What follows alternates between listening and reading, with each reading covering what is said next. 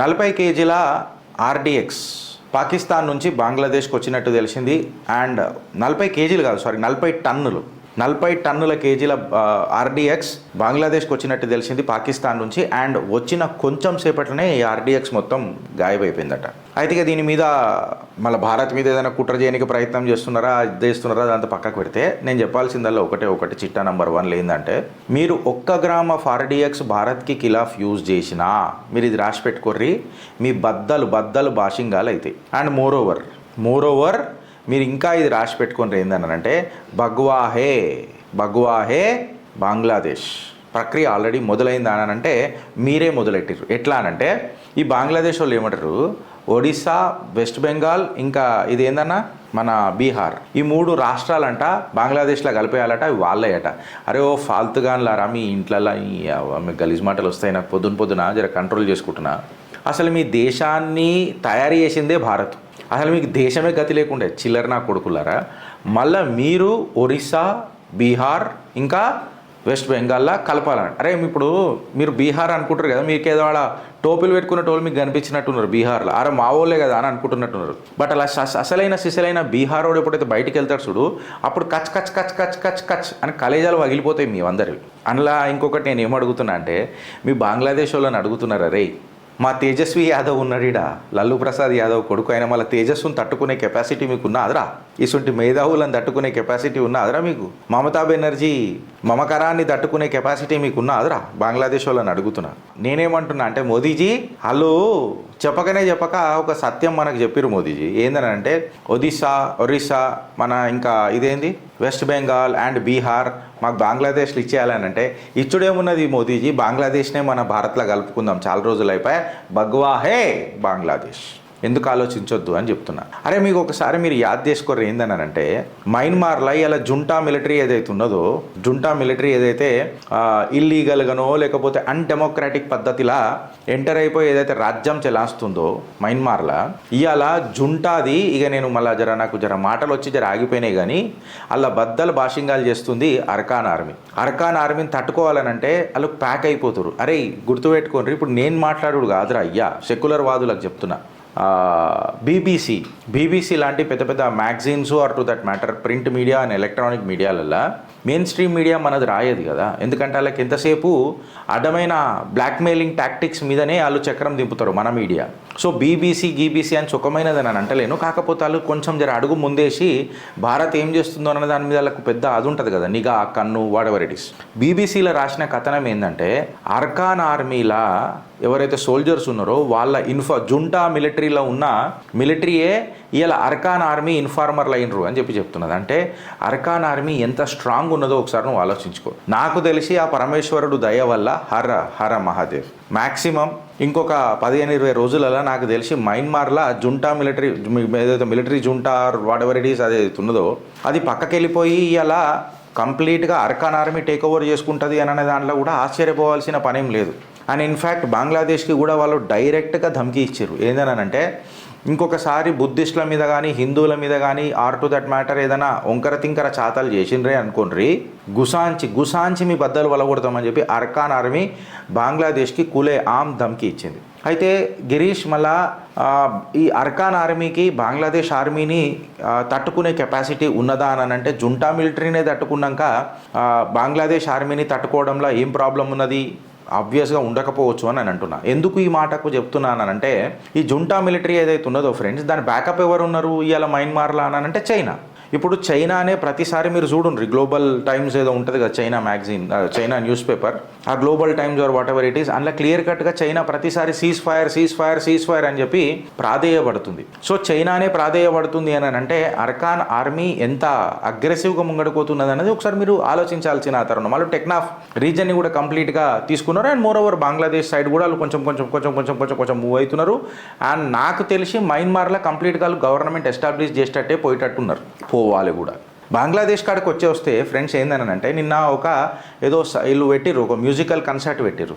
Musical concert పెట్టి అని పేరు ఏదో ఉన్నది, నుస్రత్ ఫతే అనేమో ఉన్నది, రఫాత్ ఏదో పేరు ఉన్నది, వాడి పేరు మర్చిపోయినా. నుస్రత్ ఫతే అలీ ఖాన్ ఆయన సింగరు, చచ్చిపోయింది అనుకుంటా ఆయన, ఏదో ఇట్లాంటిది పేరు సింగర్ ఉన్నది, రఫాత్ నుస్రత్ ఫతే అనేమో ఇట్లా పేరు ఉన్నది.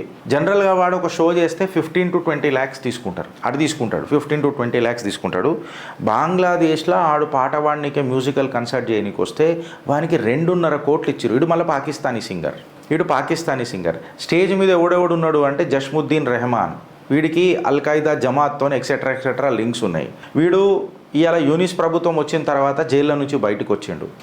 ఏవైతే ఈ ప్రభుత్వం ఉన్నదో కంప్లీట్గా ఇప్పుడు బంగ్లాదేశ్లో సుమారు ఇప్పటిదాకా 144 టెర్రరిస్టులు ఎవరైతే ఉన్నారో, ఎవరైతే జిహాదీలు ఉన్నారో, అన్సారున్నా బాంగ్లా టీం ఏదైతే ఉన్నదో కంప్లీట్గా జమాత్ ముజాహిదీన్లు బంగ్లాదేశ్లో తీసుకోండి, లేకపోతే హిజ్బుత్ తహీర్లు ఎవరెవరైతే ఉంటారో, లేకపోతే ఎక్సెట్రా తీవ్రవాద సంస్థలతో వీళ్ళకు ఉంటుందో సుమారు 144 మందిని జైల్లో నుంచి రిలీజ్ చేసిందంటే మీరు నమ్ముతారా? అందులో కింగ్ పిన్ ఎవడు అని అంటే ఈ జష్ముద్దీన్ రెహమాని గాడు ఈ కన్సర్ట్లో కనిపించిండు, ఆడ పక్కకి నిలబడ్డాడు. ఐఎస్ఐలు ఆయన పక్కకు నిలబడి ఓ జిష్ణు మనాస్తున్నారు. ఇప్పుడు బంగ్లాదేశ్ వాళ్ళకి నేను ఏమంటున్నానంటే, అరే వెనకటికి మీ అయ్య పాకిస్తాన్ ఉండే, మీ అవసరాల కొద్దీ మీ అయ్యను మార్చే తత్వం మీదిరా రే. అయ్యను మార్చేసిర్రు, అయ్యనే మార్చేసుకొని హమారా బాప్ పాకిస్తాన్ నయ్యే హమారా బాప్ భారతే అని అన్నారు. బట్ బరాల్ మీరు ఇది అర్థం చేసుకోవాల్సింది ఏంటంటే ఆనాడు ఈనాడు ఆ బాప్ బదల్తే గయే తో భగవా హే బంగ్లాదేశ్ మీకు ఖచ్చితంగా సాక్షాత్కారం అవుతుంది. ఇది చూడండి, బాప్ బదల్నే వాలే హక్కా ఖ్వాయిష్ దేకానే కర్తే. ఇది నువ్వు ఫస్ట్ నెత్తిలో గుసబెట్టుకొని పో. భగవా హే బంగ్లాదేశ్ పెద్దగా దూరం లేదు. ఇప్పుడు ఐఎస్ఐ స్టేజ్ మీద ఎక్కి మాట్లాడుతున్నది అని అంటే డైరెక్ట్గా ఐఎస్ఐఎస్ ఫ్లాగులు, తీవ్రవాద సంస్థల ఫ్లాగులు ఆడ లేస్తున్నాయి అని అంటే 40 టన్నుల ఆర్డిఎక్స్ ఏదైతే ఉన్నదో అది లోపలికి వచ్చి మాయమైపోయింది అని అంటే వీళ్ళు భారతదేశాన్ని లైట్ తీసుకుంటున్నారా, లేకపోతే భారతదేశాన్ని మీద ఏమైనా చూస్తున్నారా? ఇన్ఫ్యాక్ట్ మీరు ఒకటి గుర్తుపెట్టుకోవాల్సింది ఏంటంటే బంగ్లాదేశీ బార్డర్ల నుంచి ఎవరైతే భారత్లకు చొరబాటు అవుతున్నారట కొంతమంది చొరబాటుదారులు, గుస్పేటియా గుస్పేటియా ఎవరైతే ఉంటారో కదా, బాగ్దా గజ దొంగలే మీరు ఆనాటి నుంచి ఈనాటి దాకా. సో గుస్పేటియా అని చెప్పి లోపలికి వస్తుంటే మన మిలిటరీ వాళ్ళు ధన్ చీనాలలో దించి పడేసారు బుల్లెట్లు. మొత్తం లొల్లి చేస్తుర్రు. ఈడ అమెరికాలో ఉన్న బంగ్లాదేశ్ వాళ్ళు, యూరోప్లో ఉన్న బంగ్లాదేశ్ వాళ్ళు వీళ్ళందరూ హ్యూమన్ రైట్స్ వైలేషన్ అవుతుంది, భారత్ అట్లా చేస్తుందా అని అంటే, ఇప్పుడు నేను ఒక మాట చెప్తారా భయ్, పాకిస్తాన్ బార్డర్లలో ఎవడో ఈ భారతీయుడు లోపలికి పోతున్నట్టు అడుగుకుంటా అట్లా బుల్లెట్ ఫైర్ అయ్యాడా? అప్పుడు మీకు సంసారం మారా? అదే నా భారతదేశంలోకి గుస్పేటి బంగ్లాదేశ్లో వస్తుంటే మాత్రం వదిలిపెట్టాలనా? నా సైన్యాన్ని విమర్శించాలా? నేను మంచి పని చేసింది ఆడు మంచోడా, చెడ్డోడా, సామాన్యుడా లేదా సైనికుడా, ఆ కాడికి వస్తే తీవ్రవాద ఏం చూసేది లేదు. గుస్పేటి ఓంకో ఘరమే గుస్కే మారనా చెయ్యి, డైరెక్ట్ చెప్తున్నా నేను. ఇది నా నేలరా, మీరేంద్ర అథారిటీ చూపించేది? అండ్ ఏదో పాకిస్తాన్ నుంచి మీరు అమ్యునైజేషన్ కొంటున్నాం, ఆర్టిలరీ అమ్యునైజేషన్ కొంటున్నాం, అది చేస్తున్నాం అని అంటే అన్నౌన్ గన్మెన్కి జై. మీరు ఎవరితో పెట్టుకుంటారో తెలుసారా?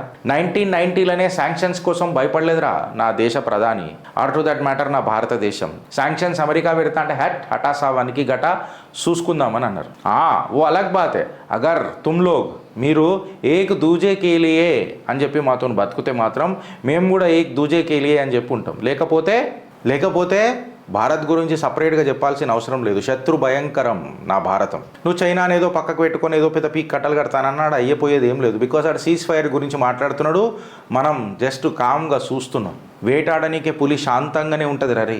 భారత్ ఒక నిద్రపోతున్న పులి అని మీరు అనుకున్నారు, కాకపోతే తన టెరిటరీ మార్క్ చేయనికే వచ్చిన పెద్ద పులి, బబ్బర్ షేర్ నా భారత్. తెలుసు కదా పులి కూడా ఏం చేస్తుందో? పెద్ద పులి ఏం చేస్తుంది అడవిలా?